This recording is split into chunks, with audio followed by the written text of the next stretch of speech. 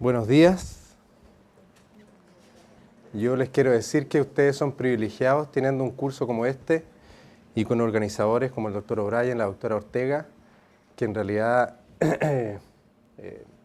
gastan parte de su tiempo, que cada vez es menos para uno, para la familia, en organizar estos cursos con el único objeto de que la radiología en Chile sea cada día mejor.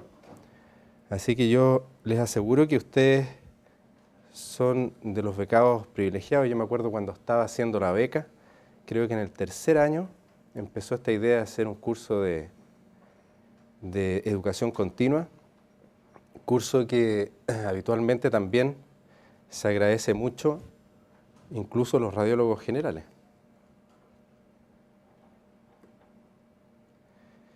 Y lo que vamos a ver ahora, yo les prometo que en no más de 30 a 40 minutos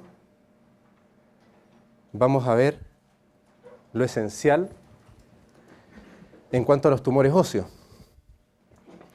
Y lo que voy a hablar en esta clase es lo más importante de los tumores óseos y en realidad lo que todos nosotros, ustedes los becados y los radiólogos generales deben saber, que son los conceptos generales. Y por otro lado son los conceptos generales los que más ayudan en la evaluación de los tumores óseos.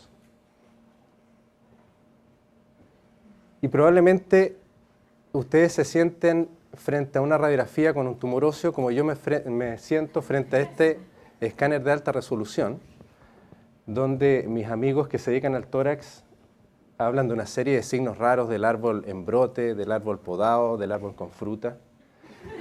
Y no contentos con eso, usan una serie de acrónimos que no los entiende nadie. La NSIP, el DIP, y nosotros, yo cuando estaba en la beca, si no tenía panal de abeja, para hablar de fibrosis, el resto, la verdad, es que uno decía patrón intersticial crónico y estaban todos felices y uno no se equivocaba nunca. Pero ahora les ha dado con inventar todas estas tonteras, que yo les agrego esta, el DIT, que es déjense de inventar tonteras. ¿Qué debe hacer el radiólogo general frente a una radiografía como esta? Cualquiera. Hagámosla un poco interactiva para que no nos quedemos dormidos. Cualquiera. ¿Qué debe hacer el radiólogo general? Y esta diapositiva no la encontrarán en ningún libro. El resto de la clase en cualquier libro. Una opción es buscar la salida de emergencia y escapar del servicio de radio. Ahora, si ustedes van a hacer esto, yo les sugiero que den una chiva más o menos, o sea, que los llamaron del colegio del hijo, que algo pasó o que hay una fuga de gas en la casa, pero concordemos que esta es una actitud un poco cobarde, ¿no es cierto? Lo otro es verse paralizado por la angustia, que no pocas veces pasa, pero convengamos que no es bueno para el sistema cardiovascular tampoco. Y la más inteligente de todas es esta. El radiólogo que le toca en su diario trabajo, ustedes toman la placa, la sacan del negatoscopio, si es que no tienen PACS, la ensobran y la meten debajo de todo el turro que tengan, ¿no es cierto?, para informar. Ahora, esto tienen que ser calculadores porque tienen que calcular más o menos que no la van a alcanzar a informar durante el periodo que ustedes van a estar en el servicio. Y después se despiden de la secretaria y le dicen, bueno, no alcancé a informar todo y mañana le quedó al doctor X. Pues son puros casos, la verdad es que bien rutinarios. Pero convengamos que eso tampoco es muy leal con nuestros colegas. Y los objetivos de esta presentación es recordar los conceptos generales en la evaluación de los tumores óseos.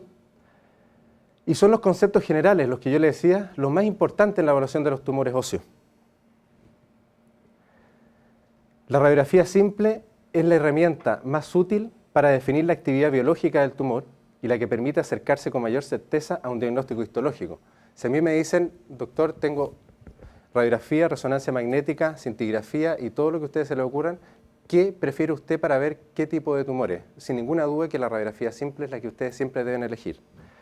Y lo que vamos a ver acá son los conceptos generales de los tumores óseos y a ustedes les quedará como tarea, ¿no es cierto?, revisar los tumores óseos por separado. Y conceptos generales muy importantes Los tumores óseos se clasifican en primarios y secundarios. Los primarios son aquellos que nacen de novo, ¿no es cierto?, en un hueso previamente sano. ¿Y los secundarios?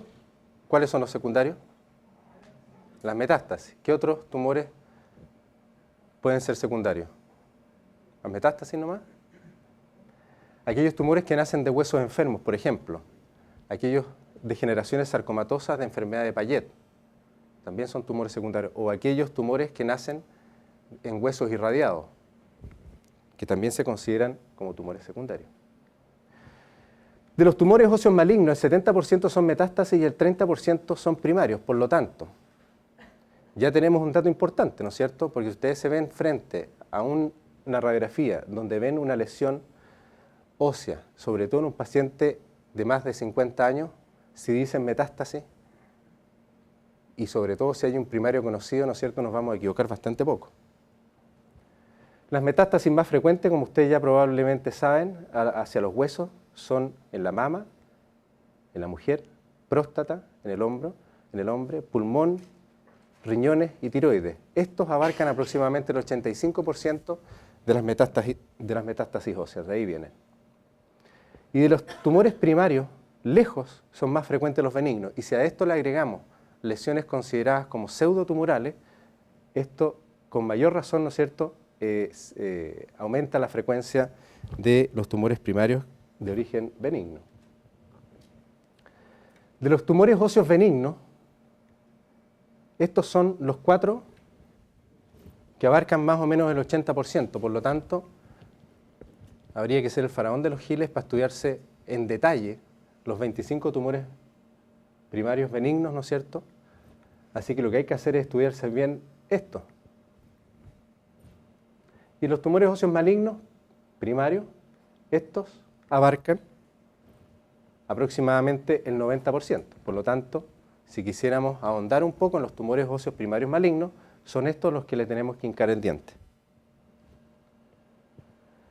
¿Qué es lo que se le pide al radiólogo? Punto 1, ver si hay lesión o no. Y esto que parece de pelogrullo muchas veces es bastante difícil, porque si yo les pongo esa radiografía y les digo que hay un tumor, incluso ustedes, sabiendo que hay un tumor en esa radiografía, va a ser difícil encontrarlo. Imagínense dentro de la pega rutinaria, ¿no es cierto?, donde tenemos 40 radiografías para informar, puede saltar cualquier cosa. Esto, radiografía, como pasó, salió informada como normal. ¿Alguien ve algo raro en esta radiografía? Sin susto, si aquí... ¿Alguien? Este es el escáner del mismo paciente y ven ustedes como en el ala ilíaca del lado derecho existe una zona de mayor esclerosis, una masa de partes blandas con formación de hueso en esta zona de las partes blandas. Si ustedes comparan con el hueso ilíaco normal del otro lado, ¿no es cierto?, es evidente. Y si volvemos para atrás, lo único que retrospectivamente es importante de esta radiografía es que aquí existe una zona de mayor esclerosis que en la del otro lado. Por lo tanto, la pregunta de si hay lesión o no, muchas veces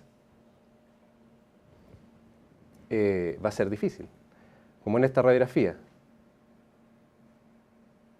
Si uno analiza esta radiografía, el patrón trabecular está conservado, como bien lo dijo el doctor, y lo aprendieron del doctor Oscar Contreras, pero aquí hay una zona que llama la atención, ¿no es cierto? Se pierde un poquito, da la impresión de que hubiera un poquito de adelgazamiento cortical, y obviamente que la resonancia es muy chillona, en este caso demostrando la extensión cefalocaudal de este tumor. Lo otro que es importante que el radiólogo vea es si es un tumor o es una lesión pseudotumoral. Porque, por ejemplo, esa radiografía que simula mucho lo que podría ser un osteosarcoma, vean ustedes una zona de franca esclerosis en la metáfisis proximal de la tibia, pero también si uno pone ojo, existe un aumento de esclerosis en el extremo distal del fémur y en el peroné. Y esto corresponde a una radiografía en un paciente insuficiente renal crónico.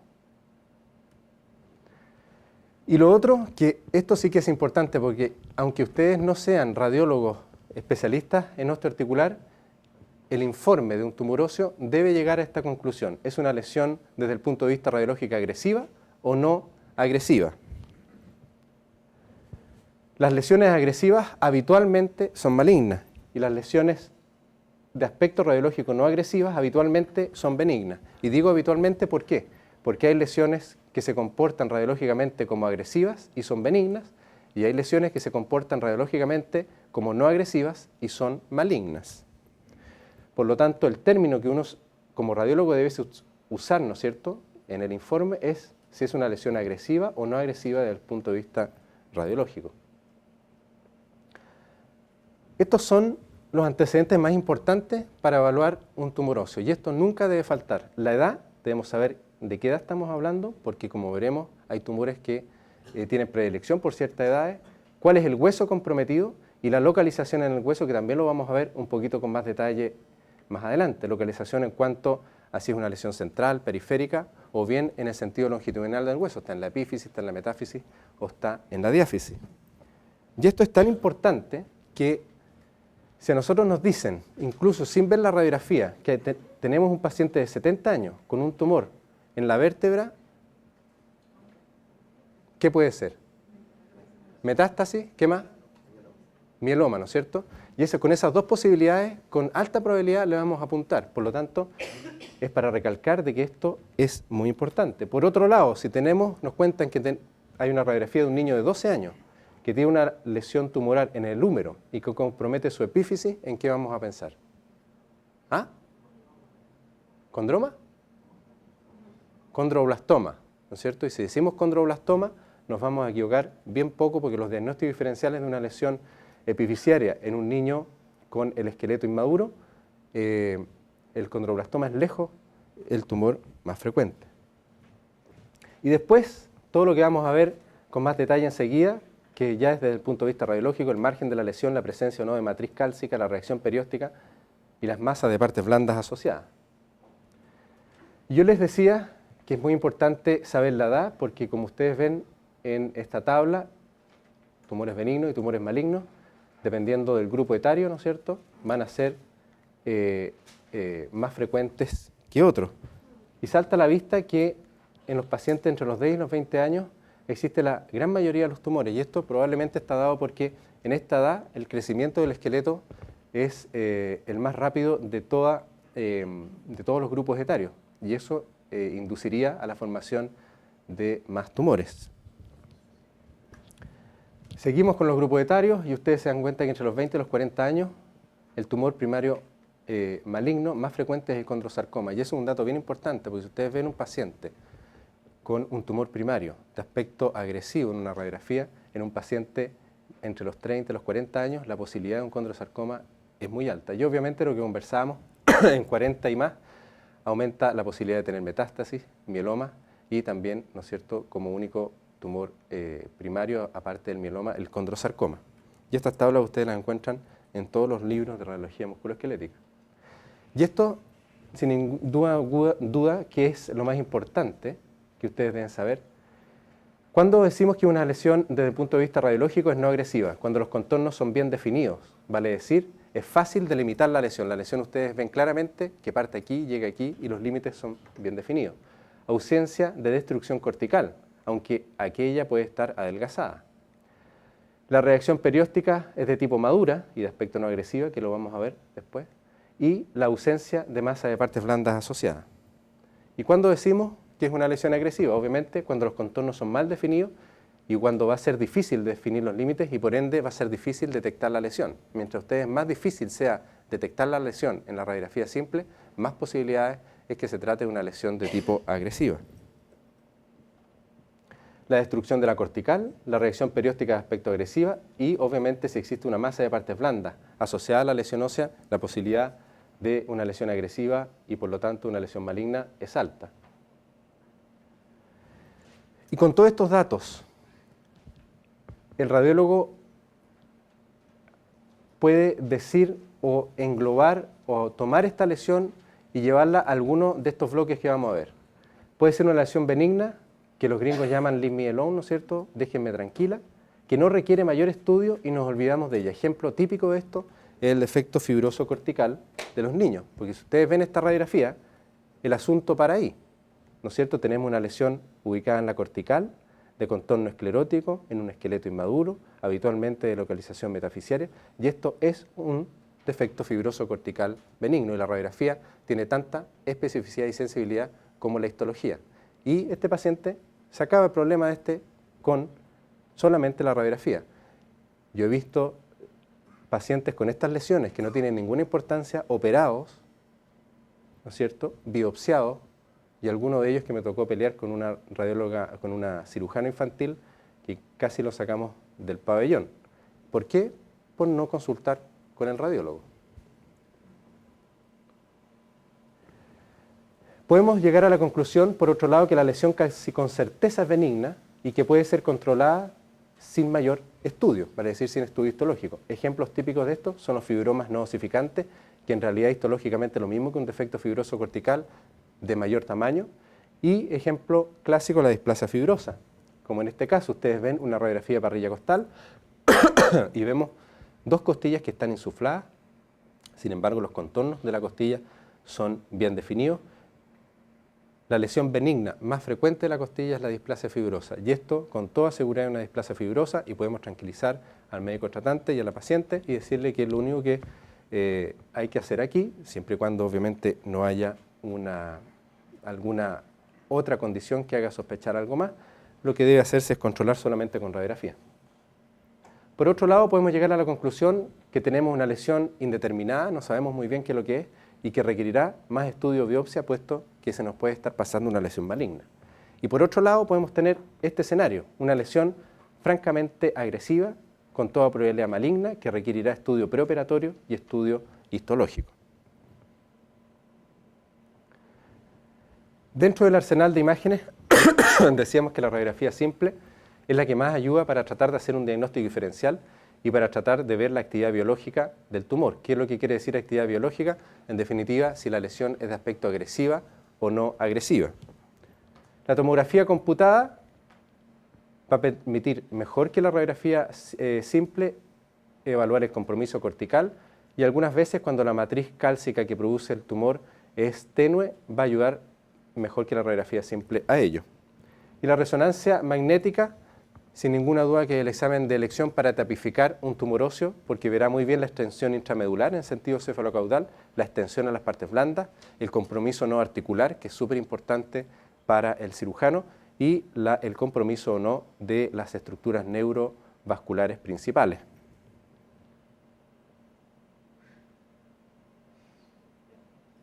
Esto es lo mejor para cuando los becados dicen, ¿qué es el pitfall, los becados de primero? Bueno,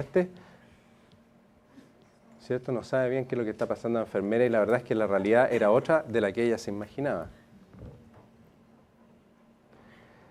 Dentro del análisis radiológico es importante, es súper importante ver la localización en el hueso, el patrón de destrucción, la matriz tumoral y la reacción perióstica. Y dentro de ello tenemos la localización en el hueso en el plano transversal. Podemos tener lesiones centrales, lesiones excéntricas, lesiones corticales y lesiones yuxtacorticales. Lesiones centrales, ¿quién me nombra dos lesiones centrales? Clásicas.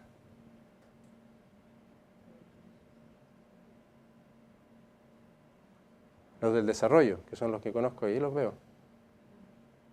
Nadie. El encondroma es el tumor típico central, la displasia fibrosa, habitualmente son centrales, y el quiste óseo simple.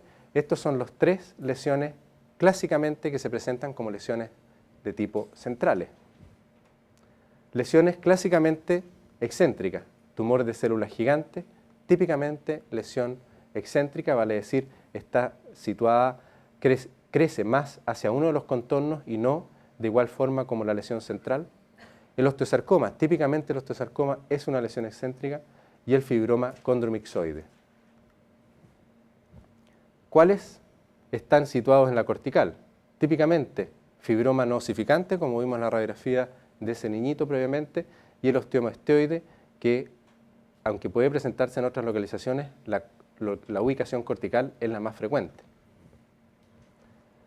Y hay tumores que nacen de la superficie del hueso, del plano perióstico, como existen los condromas yuxtacorticales, el osteosarcoma periostal o paraostal, y algunos tipos de lipomas intraóseos que son bastante raros. Ustedes conociendo todo esto ya se pueden ir acercando a un diagnóstico diferencial frente a una radiografía. Y aquí tenemos lesiones de ubicación central, un encondroma en una falange de un dedo. Vean ustedes cómo es una lesión de ubicación central. Es bien definido los contornos, sabemos que llega hasta aquí, por lo tanto es una lesión de tipo no agresiva. Cuando ustedes vean una lesión lítica en una falange de la mano, siempre planteen la posibilidad de un encondroma. Los encondromas pueden formar matriz cálcica, sobre todo en los huesos largos. En los huesos de la mano es una localización frecuente donde este tumor no presenta matriz condroidea cálcica. Por lo tanto, siempre plantear un encondroma cuando ustedes vean un tumor en una falange. El lipoma es otra de las lesiones que se ubican centralmente en el hueso y esta es una resonancia magnética. Vean ustedes que la señal que tiene el tumor adentro es similar a la que tiene el tejido graso, ¿no es cierto?, subcutáneo. Además, ustedes ven un contorno esclerótico. Si una lesión tiene contorno esclerótico, es no agresiva. Y este es el ejemplo clásico de un quiste óseo simple, un esqueleto inmaduro. Vean ustedes como la físide está abierta, una lesión central, está expandiendo en todas direcciones el hueso en similar forma y es una ubicación clásica el tercio proximal del húmero en los niños.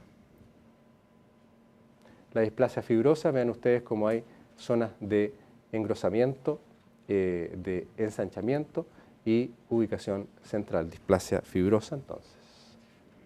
Lesiones excéntricas, clásicamente hablábamos del tumor de células gigantes. Vean ustedes cómo la lesión ya no está ubicada en el centro del hueso, sino que está ubicada hacia uno de los contornos.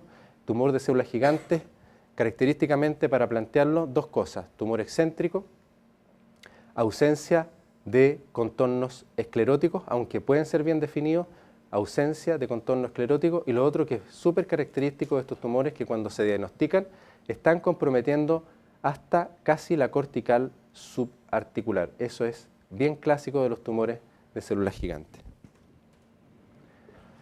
Este es un osteosarcoma, en este caso un osteosarcoma de tipo no esclerótico. Vean ustedes cómo está ubicado hacia uno de los contornos del hueso, además existe reacción perióstica. Y un osteosarcoma de tipo esclerótico convencional, vean ustedes cómo esta zona de francamente esclerosis y ebonización del hueso está ubicada en forma excéntrica. Osteosarcoma entonces típico tumor maligno de ubicación excéntrica. Y este es el mismo caso que veíamos en las lesiones corticales, el defecto fibroso cortical benigno y el fibroma no osificante, que yo ya les comentaba que histológicamente son indiferenciables, pero hablamos de fibroma no osificante en lesiones de más de 2 o 3 centímetros. Y tumores yuxtacorticales, vale decir que nacen de la superficie perióstica del hueso, algunos tipos de osteosarcoma, en este caso un osteosarcoma periostal, algunos tipos de condromas raros nacen de la superficie del hueso, como este, vean ustedes, como también tiene un poquito de matriz cálcica condroidea, y este otro tipo de osteosarcoma, que es un osteosarcoma paraostal, donde ustedes ven que están naciendo de la superficie ósea. Dejamos entonces la localización en cuanto al eje transversal del hueso y nos vamos hacia la localización en el sentido longitudinal, donde podemos tener lesiones de origen metafisiario, típicas lesiones de origen metafisiario, el fibroma no osificante, como veíamos, el quiste óseo simple, el osteocondroma, el osteosarcoma, el encondroma y, ojo, aquí una lesión no tumoral que podemos confundirla fácilmente con un tumor, como es un absceso intraóseo, absceso de Brody. Y aquí ustedes tienen un ejemplo clásico, una resonancia en la metáfisis. Esta lesión, ¿qué es lo que es?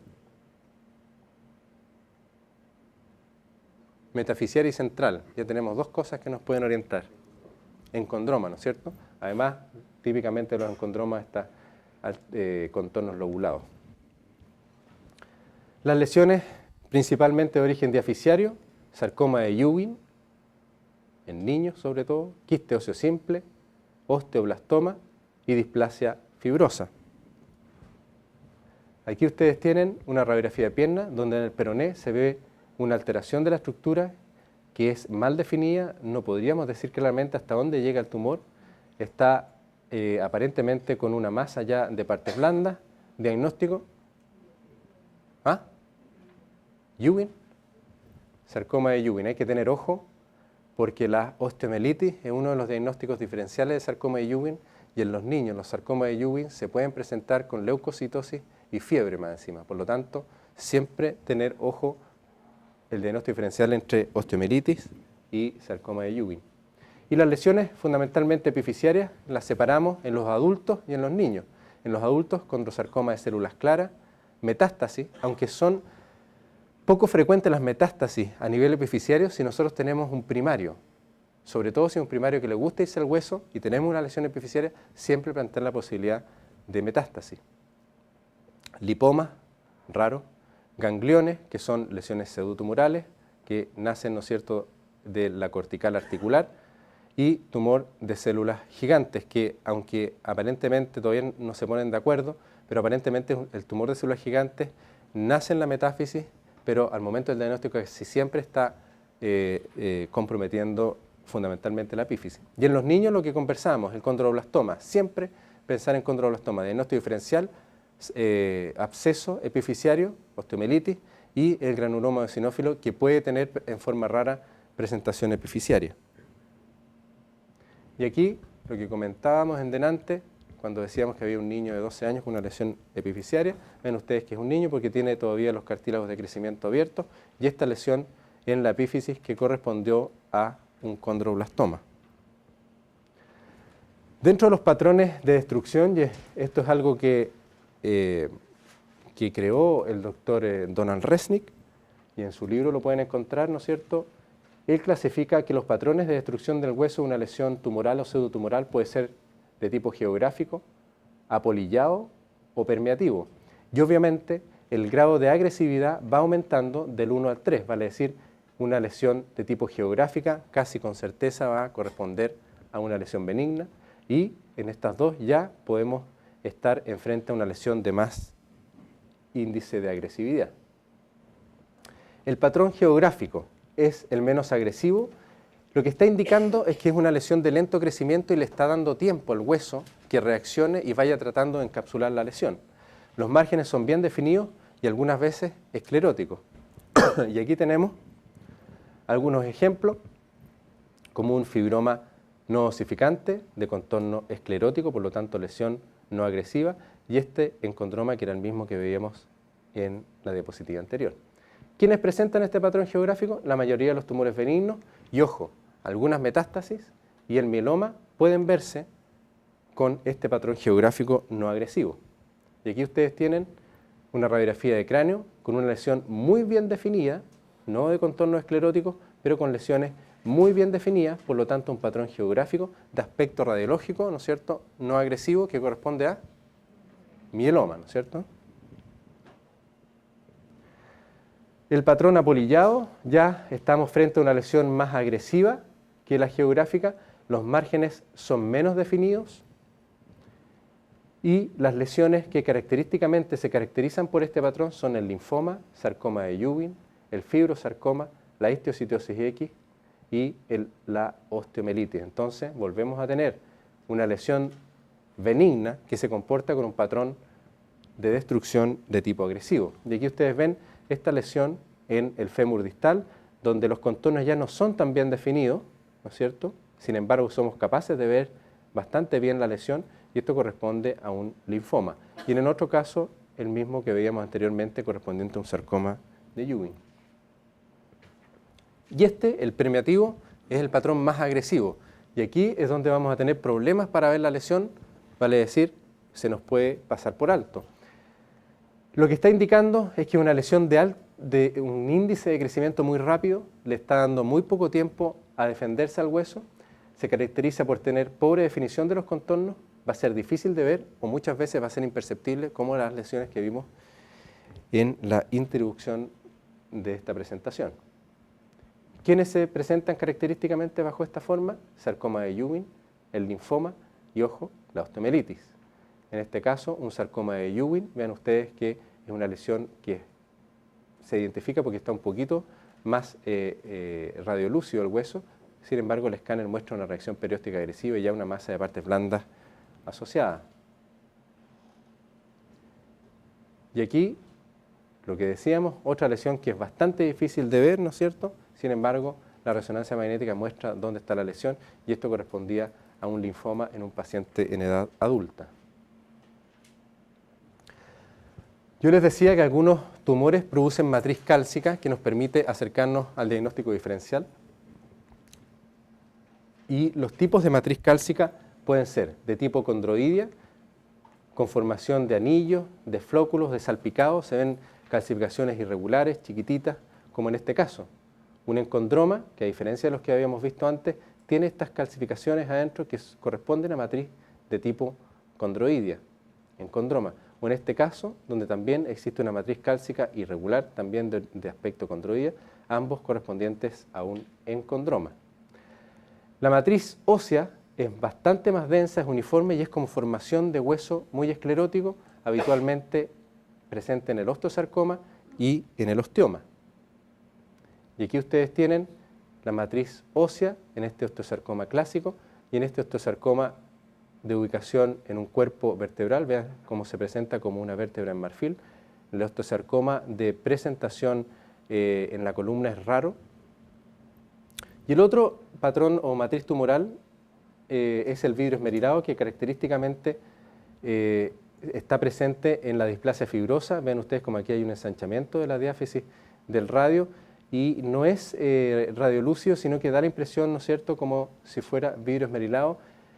Es clásico de la displasia fibrosa, pero no patognomónico de ella. La reacción perióstica es algo muy importante. Podemos tener reacción perióstica en una capa, en telas de cebolla, en triángulo de Kottmann, en rayos de sol y en pelos parados. La reacción perióstica en una capa nos está indicando que hay un proceso no agresivo y lo que se ve es una sola capa densa de tejido perióstico, como ustedes ven tanto a nivel del cúbito como a nivel del radio. Diagnóstico: tiene patología pulmonar este paciente. ¿Nadie?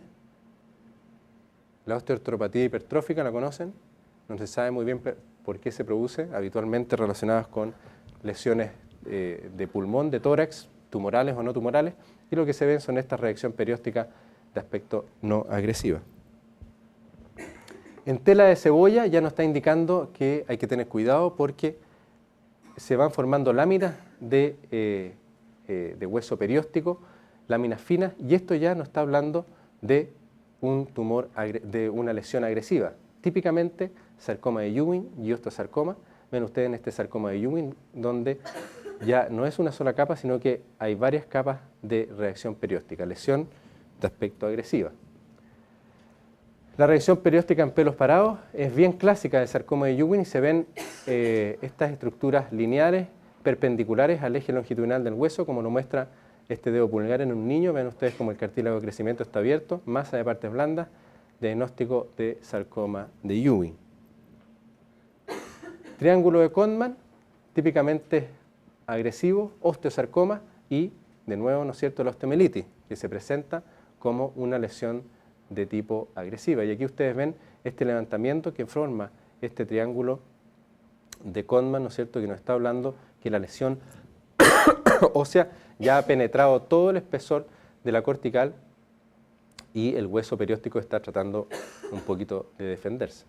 Y lo otro es los rayos de sol, clásicamente presentes en el osteosarcoma, donde ya no son bien perpendiculares, sino que son más divergentes, como lo muestran estas radículas periósticas de aquí. En el mismo paciente, un osteosarcoma, triángulo de Kottmann y rayos de sol. Otra cosa que hay que tener presente es la presencia de trabeculación. Algunas veces los tumores producen ellos mismos trabeculaciones o bien se ven trabeculaciones en el tumor que son remanentes del tejido óseo normal que ha ido destruyendo el proceso tumoral. Entonces, como dijimos, pueden corresponder a hueso normal residual o formación de nueva trabeculación y la apariencia puede ser de ayuda en el diagnóstico. Por ejemplo, este caso. vemos que una lesión que está comprometiendo la epífisis está llegando a la superficie subarticular, por lo tanto, ¿qué es lo que es esto? Tumor de célula gigante. El tumor de célula gigante en algunos casos tiene estas trabeculaciones finas en un porcentaje de los tumores de célula gigante. Otras veces podemos tener trabeculación de este tipo, que es bastante clásica, ¿no es cierto? Un cuerpo vertebral con un patrón de trabeculación vertical. Esto se han ido reabsorbiendo las trabéculas transversales y han predominado las verticales. Diagnóstico de hemangioma vertebral, ¿no es cierto? Hay que tener cuidado con este patrón porque en algunos pacientes con osteoporosis se puede ver un patrón similar. Ahora, obviamente, van a ser múltiples segmentos los que ustedes van a ver comprometidos cuando existe una osteoporosis de este tipo. Otras veces, en este patrón de burbuja de jabón, que algunos fibromas no osificantes los pueden presentar. Por lo tanto, algunas veces la trabeculación va a ser de mucha ayuda. Y estos son algunas papitas que uno, si las sabe, siempre nos van a ayudar. ¿Cuáles son los tumores que tienen predilección por la médula roja? Un poco lo que hacía referencia Oscar en la presentación previa. Si nosotros sabemos en el adulto y en los niños dónde está la médula roja, la médula hematopoyética, tenemos posibilidades de irnos acercando a un diagnóstico. Las metástasis se tienden a ir donde hay zonas de médula roja, sarcoma de Ewing, el mieloma y los linfomas. Y estos tres son los conocidos como tumores de células redondas que comparten características radiológicas y también características histológicas. Muchos de los tumores primarios nacen en fémur distal y tibia proximal porque son áreas de rápido crecimiento, sobre todo en los niños mayores y adolescentes. Otros tumores nacen en áreas específicas dependiendo de dónde derivan. Y ejemplo clásico es el cordoma. ¿Dónde podemos ver cordomas? En el sacro, en el clivus, ¿no es cierto? Sacro y clivus, ¿por qué? Porque este tumor nace de los remanentes notocordales y es ahí donde se pueden encontrar. En el 80-85% de los casos o es del sacro o es del clivus y en el resto del porcentaje, un 15%, se pueden presentar en la columna, fundamentalmente dorsal. Un tumor vertebral en un adulto, el diagnóstico diferencial lo podemos acotar bastante. Metástasis, sobre todo si existe conocimiento de un tumor primario, el mieloma, los hemangiomas, como ya vimos, y el linfoma, aunque más raro. Si nosotros estamos frente a un tumor de sacro, estas son las posibilidades diagnósticas: cordoma, plasmocitoma, obviamente en un paciente de edad, siempre acordarse del mieloma. Plasmocitoma es una forma de mieloma única, ¿no es cierto? Y habitualmente se presenta en esta forma única de plasmocitoma, un poquito de menos edad que el mieloma múltiple clásico. Metástasis, obviamente, y tumor de células gigantes, que también es una presentación no poco frecuente en el sacro. Un tumor en una costilla, metástasis siempre, ¿no es cierto?, sobre todo grupo etario y antecedente de primario.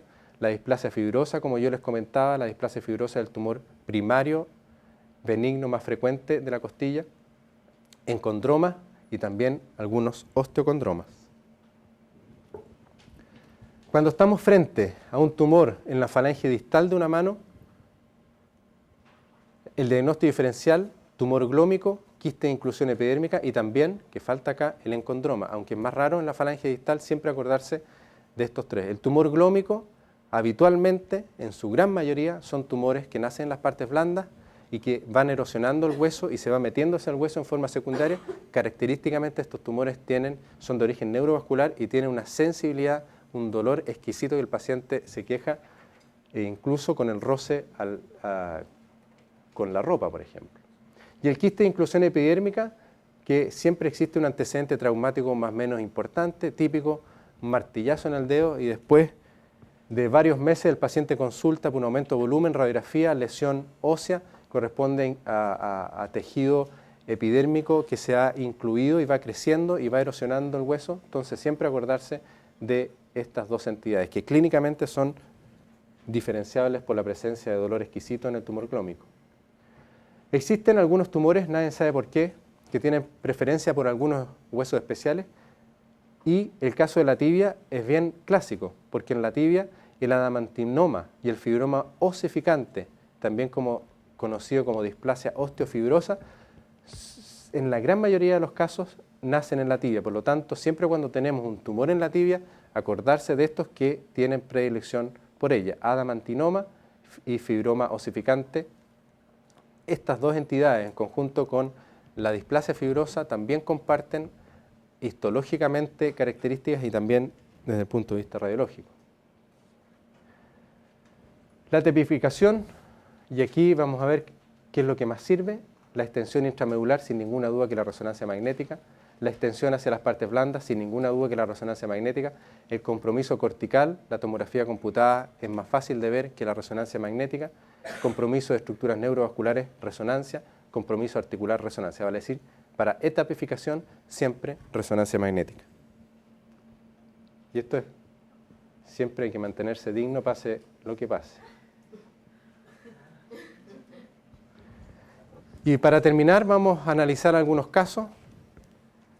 Esta radiografía, si aplicamos un poco lo que hemos aprendido, estamos frente a una lesión fundamentalmente metafisiaria, y esas son las posibilidades que tenemos.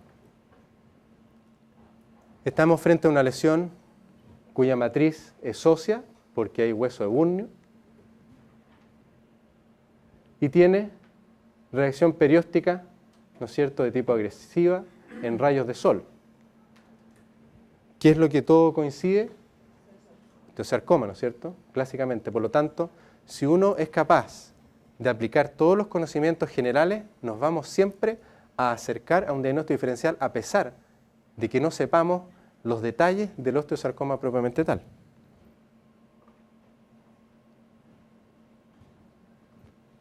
Esa radiografía, tenemos una matriz condroidea porque es una matriz cálcica irregular que está formando flóculos, líneas, anillos en algunas porciones. Esas son nuestras posibilidades.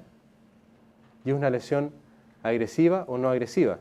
Vean ustedes que los contornos son mal definidos y que incluso existe ya en la radiografía simple un aumento de partes blandas que está indicando una masa de partes blandas.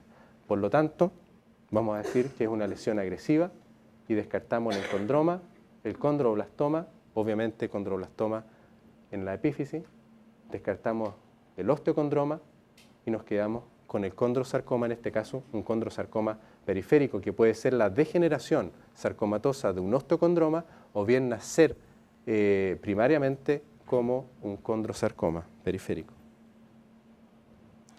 Este es un caso que tuvimos hace poco tiempo, una mujer de 50 años con un cáncer de mama tratado, cintigrafía ósea dentro de su etapa de etapificación, foco hipercaptante en el peroné. ¿Qué hacemos con esta paciente? La biopsiamos.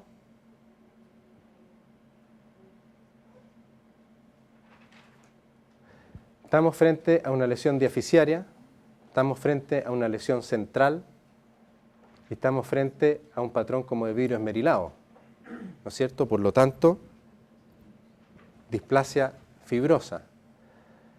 Ahora, vayan ustedes a hacerle entender a esa paciente que lo que tiene no es una metástasis de la mama.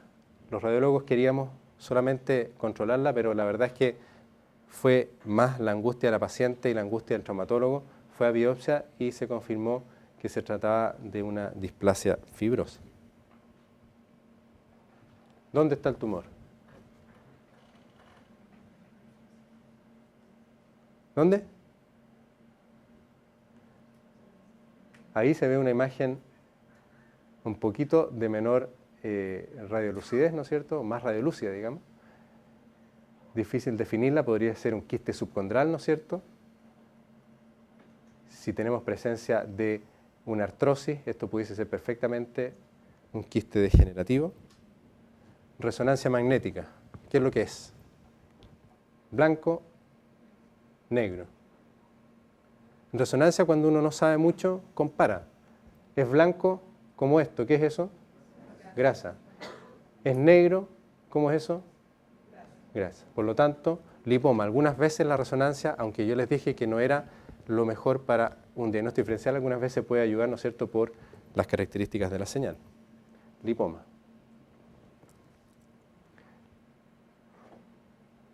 Adulto joven, lesión que compromete la metáfisis y la epífisis. Diagnóstico.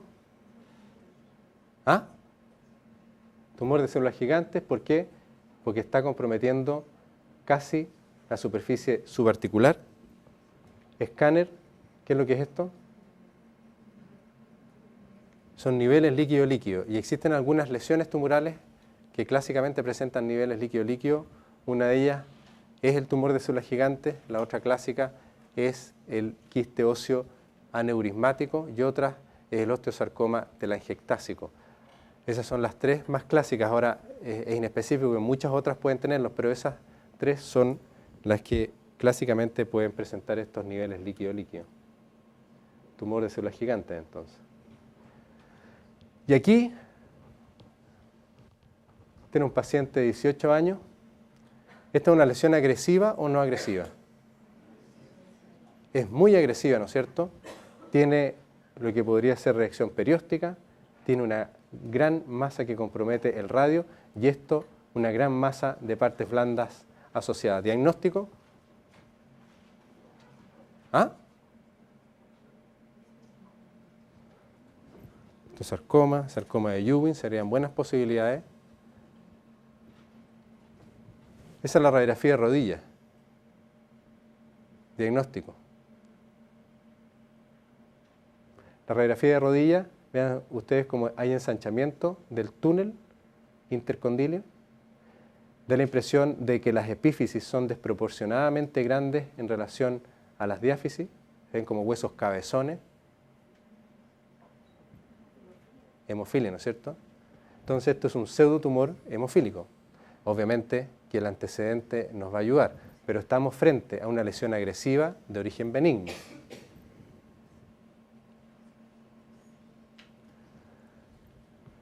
Tomografía computada, multicorte con reconstrucciones sagitales y coronales, y esto es un diagnóstico diferencial clásico. Esto es lo que llamamos, ¿no es cierto?, una vértebra en marfil, una vértebra cuyo cuerpo está totalmente esclerótico. ¿Cuáles son los diagnósticos diferenciales? Metástasis, si es mujer, mama, y si es hombre, próstata, ¿no es cierto? ¿Cuál es otro de los diagnósticos clásicos diferenciales? ¿Ah? Payé, ¿no es cierto? El Payé también puede presentar una vértebra en marfil. Característicamente el Payé, además de tener esclerosis en la vértebra, ¿qué debemos buscar? Aparte de la esclerosis, ¿qué le pasa a la vértebra? Se ensancha, ¿no es cierto? Una vértebra grande y esclerótica, Payé. ¿Otros diagnósticos diferenciales? Linfoma. Linfoma Hodgkin, ¿no es cierto? También está dentro del diagnóstico diferencial. Y otros, como vimos anteriormente, menos frecuentemente el osteosarcoma clásico de ubicación en columna, y este resultó ser, era una mujer con antecedente de un CA de mama, una mujer bastante joven. En conclusiones, los conceptos generales es lo más importante en la evaluación imagenológica de los tumores óseos y es lo que el radiólogo general y los becados deben manejar con confianza. Muchas gracias.